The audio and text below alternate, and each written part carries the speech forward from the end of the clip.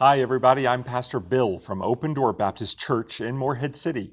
And thank you for coming back for another Word of Encouragement, a weekday video series that we're producing to give us all some tools to get our eyes and minds and focus off of the messaging of the world around us and put it back onto God's stable, fearful, awesome words of encouragement in the Bible. Today, we are going to take a look at our next passage in the E100 reading plan, and we're going to turn to Joshua chapter 5. Joshua chapter 5 begins a story that if you've grown up around church, you've heard many, many times. And this is the story of the fall of Jericho by the people of Israel under the command of Joshua. But we will begin in chapter 5, verse 13, where Joshua meets a very interesting character in Scripture. When Joshua was by Jericho, he lifted up his eyes and looked, and behold, a man was standing before him with his drawn sword in his hand. And Joshua went to him and said to him, "Are you for us, or are you for our adversaries?" And he said, "No, but I am the commander of the army of the Lord.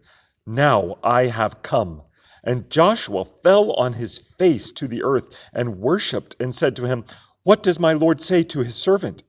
And the commander of the Lord's army said to Joshua, "Take off your sandals from your feet, for the place where you are standing is holy." And Joshua did so.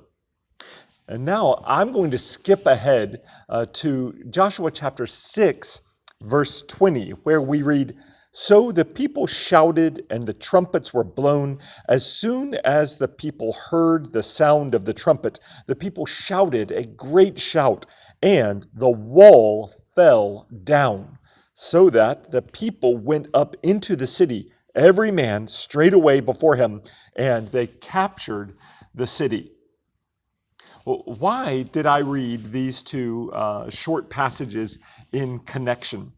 It's because I think that the reason that the walls of Jericho fell down had nothing to do with the Israelite people.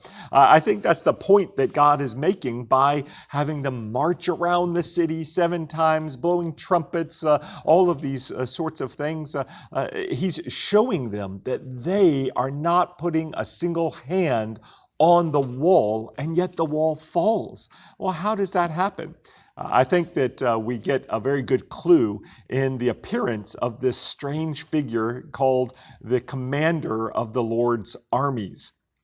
This angel, this appearance in some sort of God who comes, and Joshua asks him this question, "Are you for us or for our enemies?" And the answer is just so classic.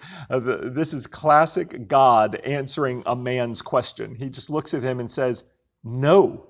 I love that. He doesn't he doesn't say for you or for your. No, I'm not for you. I haven't come here for you. I have come here because God has sent me. I am the commander of Yahweh's armies. I don't serve you, Joshua. I'm not here as part of your army. I'm not here at your request. You didn't call me here. No. I am here because Yahweh, He is my king, and He has sent me here. I am here for Him. I just love that classic answer there. But I also think that there is a great deal of encouragement here. If you feel yourself like you are overwhelmed, or the task is too big, or the fight is too much for you and your strength, remember, God has His unseen servants at work all around that we do not see and we do not know, that they are pushing on the walls of Jericho physically here, but also the spiritual walls that we are up against, such as sin, the greatest wall that we have before us to conquer. And God has His purposes and His work. He is working to destroy the horrible effects and walls of sin in your life. I do hope that is encouraging to you today.